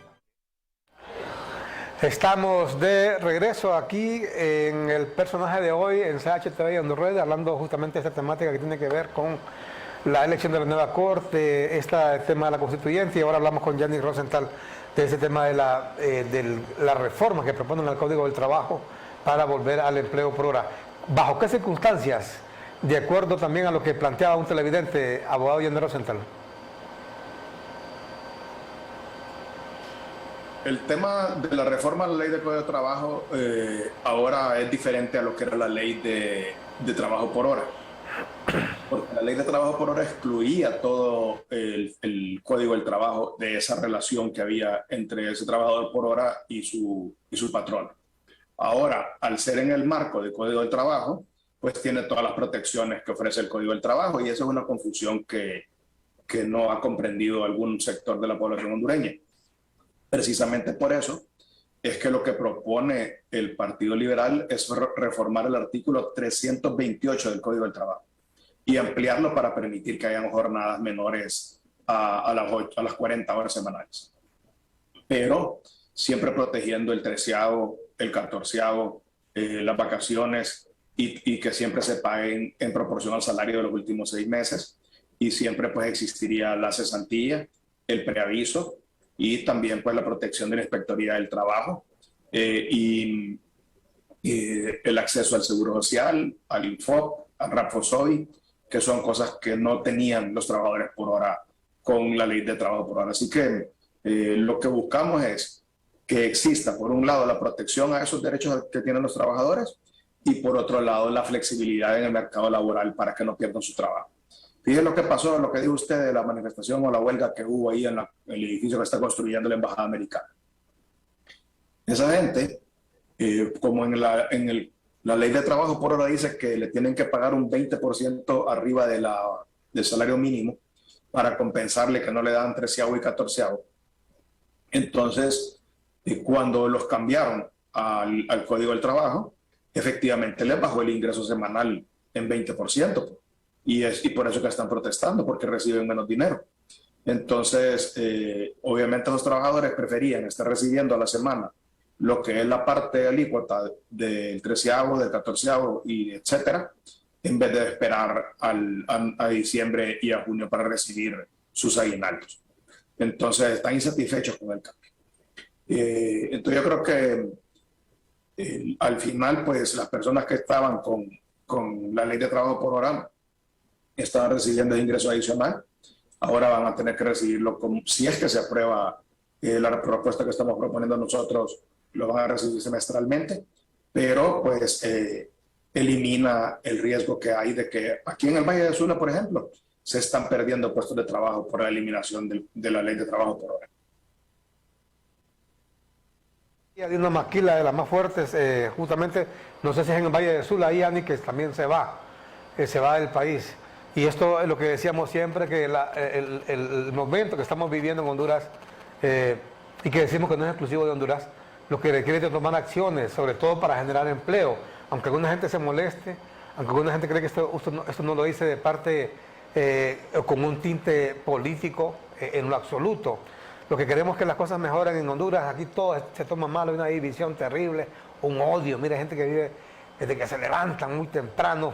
Creo que en lugar de dar gracias a Dios porque les regala un nuevo día, lo primero que comienzan a pensar es a quién van a insultar ese día, qué invento, qué invento le van a hacer a la gente, qué tipo de insulto, ¿va?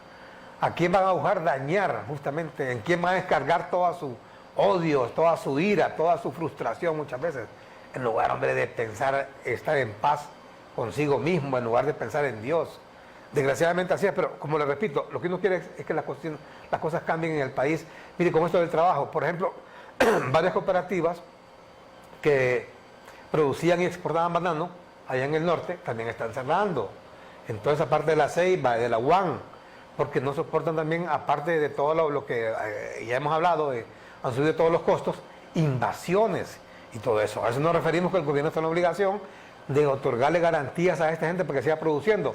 Son estas cooperativas que dejaron las compañías bananeras como la Tela Radio Company o la Stand Free Company, que ellos se fueron de Honduras y les compraban la fruta a estas cooperativas. También hay una de las más grandes que está yendo ya para Costa Rica, a producir a Costa Rica. ¿Por qué en Costa Rica sí y aquí no? A eso nos referimos. Y si esta propuesta que hace el Partido Liberal va en esa vía, hombre, ¿por qué no apoyarla? ¿Qué ambiente hay a propósito para que esto pase en el Congreso, Yanni? Bueno, pues el partido ha hecho la propuesta. Ha habido alguna preocupación de algunos líderes sindicales porque no lo han conocido bien. Yo espero en el transcurso de esta semana poderme reunir con ellos y explicarles el cambio que estamos proponiendo. Es un cambio que creemos que es favorable al trabajador hondureño en lugar de ser negativo. Y veremos pues qué trámite le da la presidencia del Congreso, a qué comisión se lo va a asignar, si esa comisión no lo va a mandar a dormir el sueño de los justos. Pero al final pues el partido lo que está es presentando soluciones a los problemas que realmente perjudican a los hondureños. Porque como vos dijiste, Armando, la constituyente no se come, va. Y el hondureño lo que ocupe pues es poder dormir bajo techo, poder tener comida en su mesa, poder tener hasta agua cerca, ¿verdad?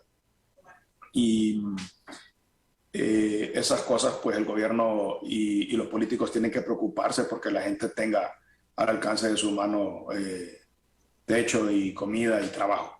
Y eso es lo que busca el Partido Liberal. Y si la propuesta es ignorada, nosotros vamos a seguir adelante, vamos a seguir presentando propuestas que resuelvan los problemas de los hondureños. Vamos a estar concentrados también en resolver las situaciones reales que afectan, no estar perdiendo tanto el tiempo en cosas esotéricas de constituyentes y de juntas nominadoras que no dan de comer, ni aumentan los ingresos, ni bajan los gastos de los hondureños. Correcto, correcto. Bueno, y eso es lo que dice Yanni, es muy correcto. Mire, para que la gente esté satisfecha, tienen que tener en la bolsa para poder comprar, es la única manera. Y olvídese de gozar de constituyente, una constituyente que usted que le va a bajar los precios a los huevos, a los frijoles, al arroz, a la manteca, a las tortillas, no. Y por eso creo que una de las cosas por las cuales el presidente Zelaya ha salido el fin de semana a decir que esto de la constituyente es un ¿cómo es que dijo? Se me olvida el término que lo utiliza. Los ingenuos. Son los que creen en ellos, lo que le anda promoviendo la gente de su partido, tal vez no él, pero sí gente de su partido. Y quizás él ahora dice lo que dice porque se ha dado cuenta que la misma encuesta que hizo el ERIC es una institución que maneja el Padre Melo. El Padre Melo todo el mundo conoce porque ha sido muy amigo y seguidor del Partido Libre. Y él mismo está diciendo ahí que la gente no quiere saber nada en una constituyente, pues. Entonces creo que tal vez así le cae el 20 de que no hay en lo absoluto, la gente anda pero molesta en la calle. Y se habla inclusive con gente del mismo Partido Libre. A mí me pasa aquí escribiendo. En este momento tengo muchos mensajes acá, por ejemplo, de un malestar que hay de activistas, por mucha gente que han nombrado ahí y bueno, mapaches que le llaman y toda la cuestión, ¿verdad? Solo le consulto a Yanni, ¿qué piensa Yanni? Desde muy temprano estoy viendo acá un arte en forma de un mensaje que envía el señor Luis Zelaya, expresidente del Partido Liberal. Si tenemos, compañeros, este mensaje, compañeros Cristian, este arte que envía el señor Luis Zelaya, que dice, se le recuerda, dice a Salva Presidente, que el Partido Liberal aportó a la alianza 500,000 votos con el objetivo de sacar al juangolandismo. Ahí está, mire, ¿qué le parece? ¿Y eso de abajo qué es lo que dice ahí? Hijos, se hace necesario recuperar Honduras de las garras del...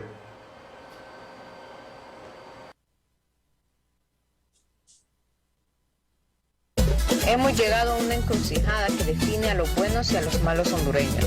O estás por la unidad contra la dictadura, o estás solo por tus intereses y los de tu grupo. La Biblia dice en Lucas 11:17, todo reino dividido contra sí mismo es asolado, y toda casa dividida contra sí misma cae. Por eso, un grupo de auténticos liberales inspirados por los mejores ideales, no podíamos quedarnos al margen de la unidad opositora. Formamos el grupo de liberales por la Alianza Opositora del Pueblo y ponemos nuestros mejores esfuerzos para llevar a Xiomara Castro a la presidencia de la nación. Y construir juntos la nueva historia del mundo.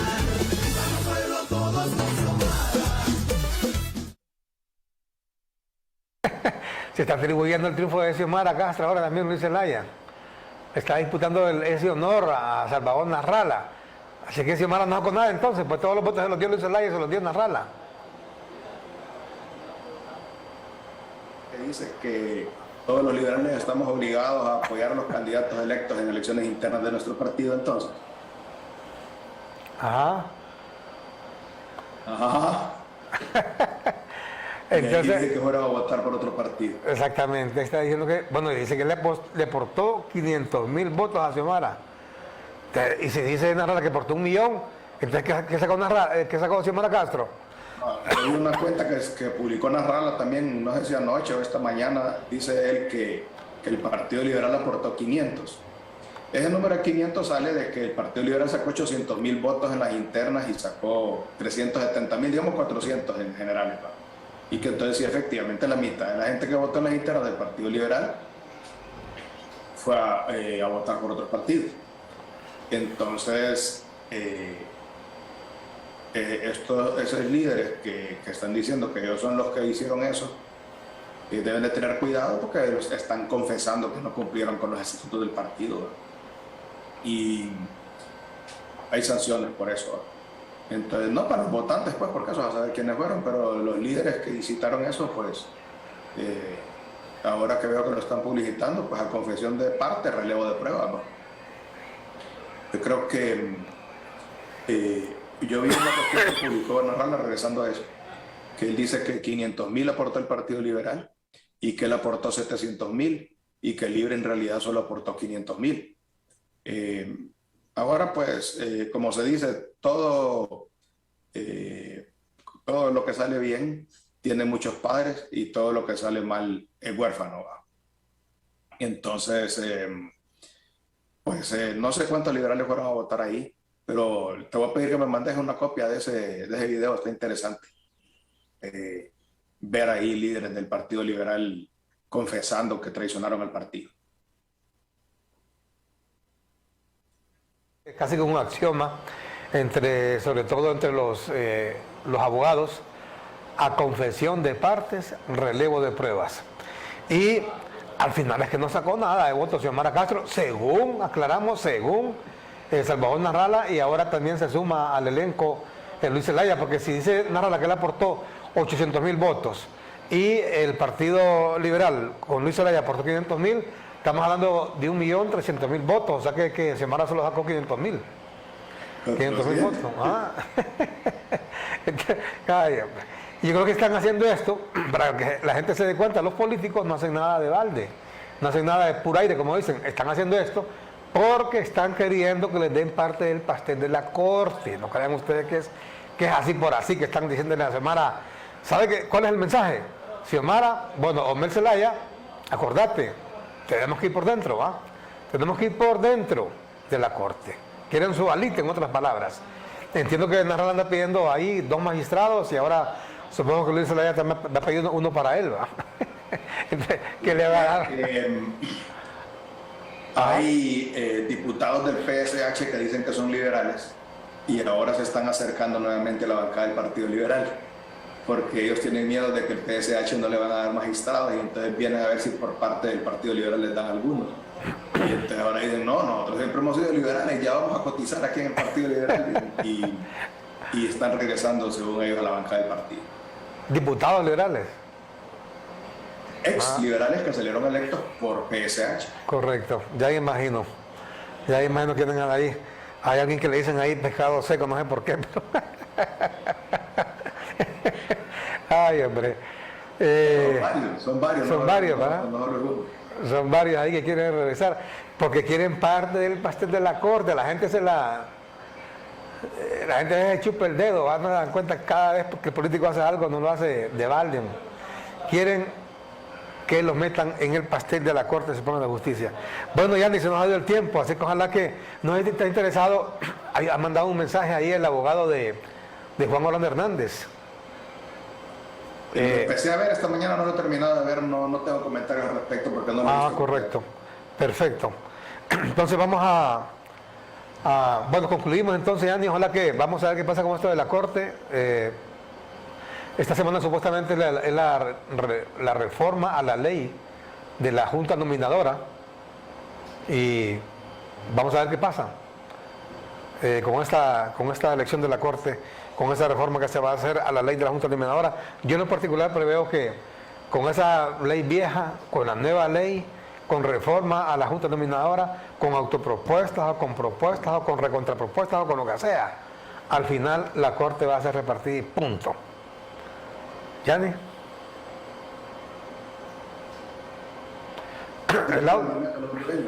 Un solo frijol no le pone en la mesa, ni un grano de arroz.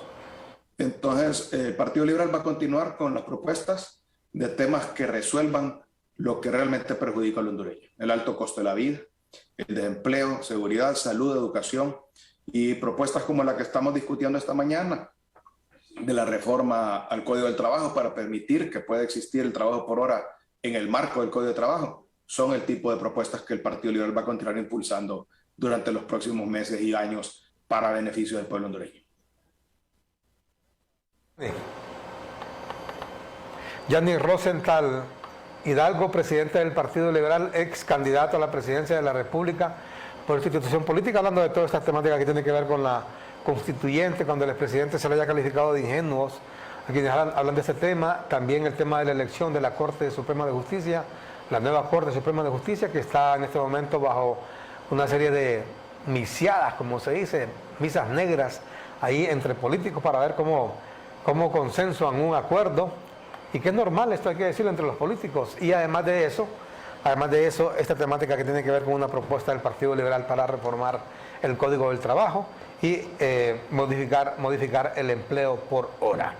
Vamos a la pausa y cuando regresemos con la parte final aquí en su noticiero matutino HTV, escucharemos un mensaje que ha dejado el abogado de Juan Orlando Hernández allá en Estados Unidos. No descarta inclusive que ese juicio sea anulado, que ni siquiera se vaya a juicio, porque todas las pruebas, supuestamente, aclaramos, según dice el abogado de Juan Orlando, están basadas en dimes y diretes de los acusados allá en Estados Unidos y no en pruebas reales. Yo solo digo, yo en lo particular creo que soy el único que he venido diciendo acá que eso de Juan Orlando, al igual que lo de Tony Hernández, tiene muchas cosas que nadie les ha hablado acá. Yo aquí en esto los supuestos analistas que hay, sobre todo los que hablan de temas de narcotráfico y de criminalidad, me han dejado a mí espantados. No saben pero ni papa de lo que hablan.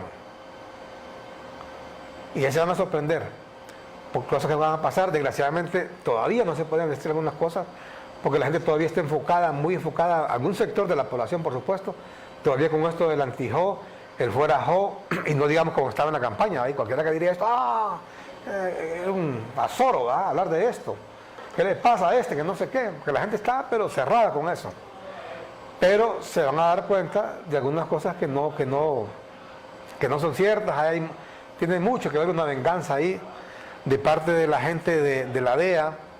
Aparentemente el gobernante como que se quedó con dinero de ellos, porque eso sí, hubo muchísima corrupción, me lo digo 3 veces, en el gobierno del expresidente Juan Orlando Hernández. Hubo tanta corrupción que hasta la DEA le robaron, La DEA se quedaba con ese billete y al final fue gente de Juan Orlando que se quedó con ese billete que la DEA le quitaba a los narcos. Y todo eso comenzó ahí una especie como de confrontación hasta que dijeron las vas a pagar y efectivamente se las pagó o se las está pagando. Pero muchas de las cosas que se han dicho, se los aseguro que nada que ver, ¿verdad? Sobre todo con su hermano Tony, sobre todo con Tony. Pero desgraciadamente aquí hay unos analistas en Honduras que ese calificativo de analista les queda, pero bueno, les repito, todavía no se puede hablar mucho de esto porque todavía ese anti-Jo, el fuera Jo, todavía gravita muchísimo en el país y la gente diga lo que uno diga, no le va a creer. A mí me da igual, mira, a mí me da igual si este hombre se queda allá, si lo condenan a cadena perpetua, si lo condenan inclusive a la silla eléctrica, lo que sea, cuestión de la justicia estadounidense. Pero creo que no se va a dar porque nada de lo que se ha dicho, muchas de las cosas que se han dicho no son ciertas. Pero bueno, después de la pausa vamos a escuchar ahí ese mensaje que ha dejado el abogado del señor Juan Orlando, que ha venido a Honduras a entrevistarse con la ex primera dama, la abogada Ana García de Hernández, y ha dejado un mensaje grabado ahí. Después de la pausa, entre otras informaciones, en la parte final de su noticiero matutino CHTV.